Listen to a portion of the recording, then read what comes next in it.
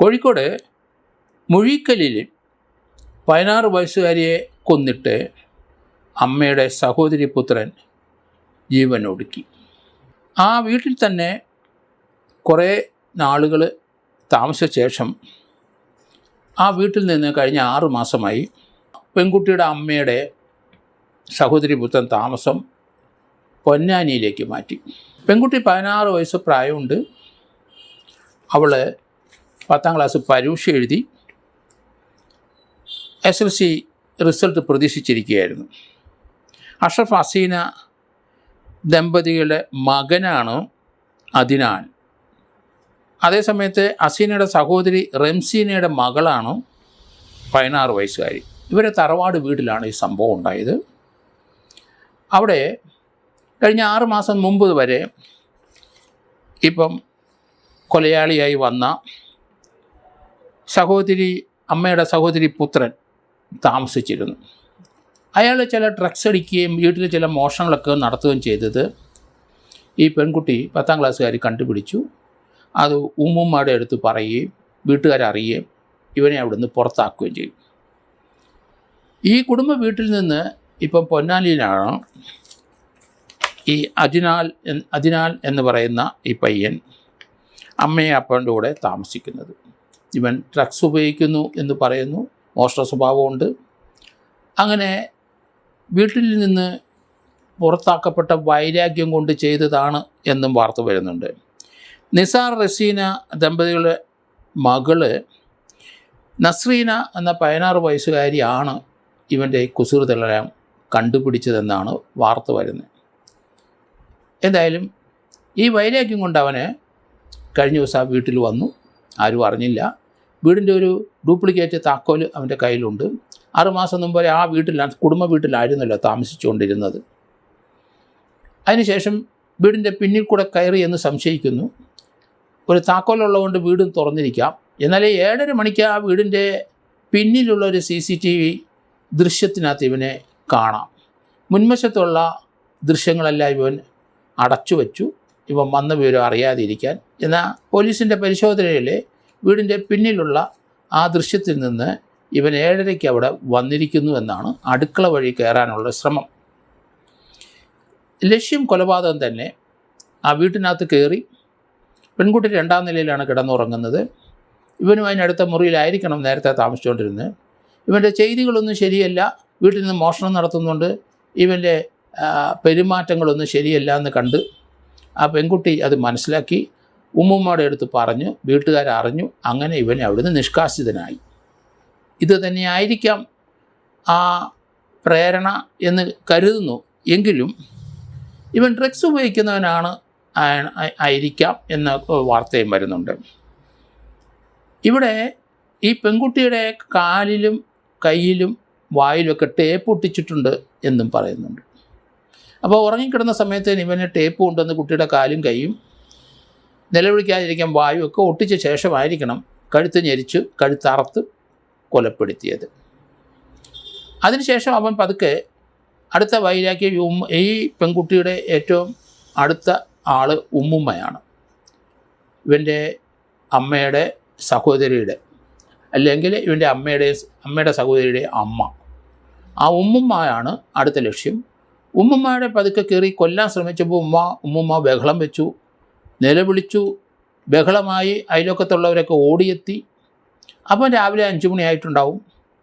ആ സന്ദർഭത്തിൽ ഇവനെ ആ വന്നവരോ അമ്മൂമ്മ തന്നെയാണോ അറിയില്ല, ഇവനെ അടുത്ത ഒരു മുറിക്കകത്ത് ഇവനെ പൂട്ടിയിട്ടു. കാരണം കൊലപാതകം ചെയ്യാനാണ്, അക്രമാസക്തനാവും. ഏതായാലും അവനെ ആ മുറി പൂട്ടിയിട്ടു. ഈ പെൺകുട്ടിയെ അവിടെ വന്നുകൂടിയവരെല്ലാം ഹോസ്പിറ്റലിൽ ചെന്നപ്പം തന്നെ മരിച്ചിരിക്കുന്നു. ഇവിടെ വെച്ച് തന്നെ അവൻ കൊന്നിരിക്കുന്നു എന്നാണ് ഇതിൻ്റെ അർത്ഥം. അതിനുശേഷം അവന് തിരിച്ചു വന്ന് ഇവൻ്റെ മുറി തുറന്ന് പരിശോധിച്ചപ്പം ഇവൻ മുറിയിൽ മരണപ്പെട്ട് കിടക്കുന്നു.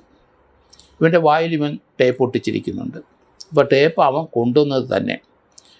അവനെ ഈ പ്രതികാര വാഞ്ച കൊണ്ട് ആ 16 വയസ്സുകാരിയെ കൊന്നു. ഉമ്മുമ്മയെ കൊല്ലാൻ ശ്രമിച്ചപ്പം പാളിപ്പോയി. അങ്ങനെ ആണ് അവൻ പിടിയിലാകുന്നത്. അല്ലെങ്കിൽ ആ വീട്ടിലുള്ള മറ്റുള്ള ആൾക്കാരെയും കൊന്നേനെ.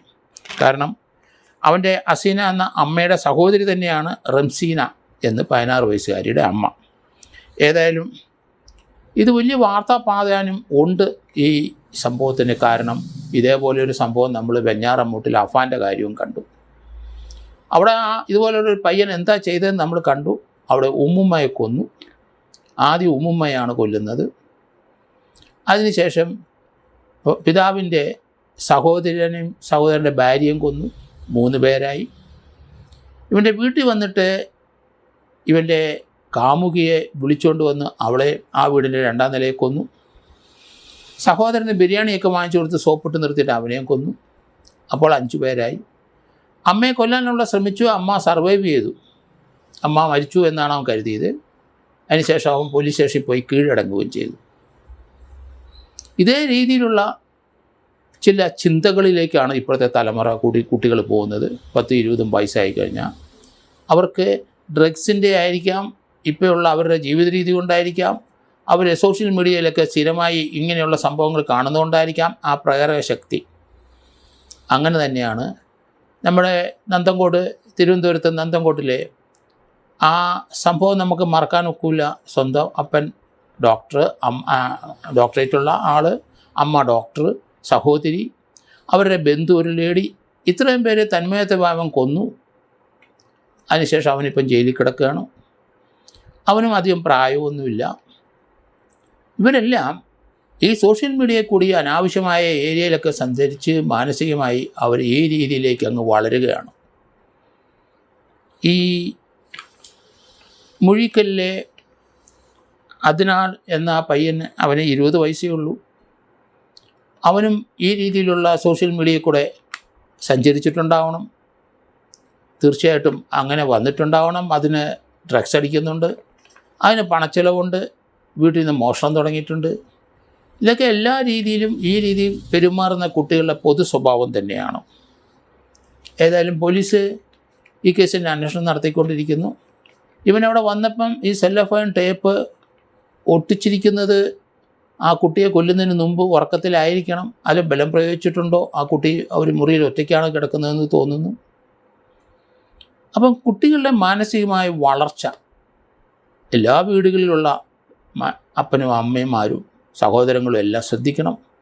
കാരണം 10, 21, 22 വയസ്സിനുള്ളിൽ ഇതുപോലെ ക്രിമിനൽ സ്വഭാവമുള്ള ആൾക്കാരായി മാറുന്നു. 10, 11, 12 വയസ്സിൽ തന്നെ ആ മാറ്റങ്ങൾ തുടങ്ങുകയാണ്. പലരും കുട്ടികളെ ദർശിക്കുമ്പോൾ ഈ രീതിയിലുള്ള പെരുമാറ്റം കാണുമ്പം എന്ത് ചെയ്യണമെന്നറിയാതെ വെപ്രാളപ്പെട്ട് നടക്കുന്നതും കാണാം. ഇതെല്ലാം തന്മയത്തമായി അത് അവരോട് സംസാരിക്കണം, അവരെ കൗൺസിലിംഗ് വിധേയമാക്കണം. അല്ലെന്നുണ്ടെങ്കിൽ നിങ്ങൾ തന്നെ അവനെ വഴിമാറ്റി ചിന്തിക്കാൻ പ്രേരിപ്പിക്കണം. ഈ രീതിയിലുള്ള പ്രവർത്തനം അടിയന്തരമായി എല്ലാ കൊച്ചുമക്കളുടെ കാര്യത്തിലും എല്ലാവരും ശ്രദ്ധിക്കണം. അമ്മൂമ്മയെ കൊല്ലാൻ ശ്രമിക്കുന്നത് ഇവിടെ നമ്മൾ കണ്ടു. അഫാൻ്റെ കാര്യത്തിലും അമ്മൂമ്മയെ കൊന്നു ആദ്യം. കാരണം എല്ലാ കാര്യത്തിലും അവരെ ഇടപെടും ഇങ്ങനെയുള്ള കാര്യങ്ങൾ. കൊച്ചുമക്കളുണ്ടെങ്കിൽ ആ കൊച്ചുമക്കൾ അമ്മൂമ്മയുടെ അടുത്തായിരിക്കും അപ്പനെ അമ്മയെക്കാട്ടിലും കൂടുതൽ കാര്യങ്ങൾ പറയുന്നത്. അവളുടെ സഹോദരനായിട്ട് തന്നെ വരും. ഈ സ്വന്തം അമ്മയുടെ സഹോദരിയുടെ മകനാണല്ലോ. അതുകൊണ്ട് ആ പെൺകുട്ടി എന്തായാലും വിവരങ്ങളെല്ലാം അമ്മൂമ്മയുടെ അടുത്തായിരിക്കും പറഞ്ഞിരിക്കുന്നത്. അതുകൊണ്ടാണ് അമ്മൂമ്മയെ രണ്ടാമതായിട്ട് കൊല്ലാൻ ശ്രമിച്ചത്. ആ വീട്ടിലുള്ളവരെല്ലാവരെയും അവൻ കൊന്നൊടുക്കി പോകുമായിരിക്കാം. എന്തായാലും അവനെ പിടിച്ച് മറ്റൊരു മുറി പൂട്ടിയത് ഭാഗ്യം. ഏതായാലും അവനും മരണമടഞ്ഞതായിട്ടാണ് നമ്മൾ കാണുന്നത്. ഏതായാലും ഇതുപോലെയുള്ള സംഭവങ്ങൾ ആവർത്തിക്കാതിരിക്കാൻ എല്ലാ വീട്ടുകാരും ശ്രദ്ധ മക്കളും കൊച്ചുമക്കളിലൊക്കെ ഉണ്ടായിരിക്കണം എന്നാണ് എൻ്റെ അപേക്ഷ.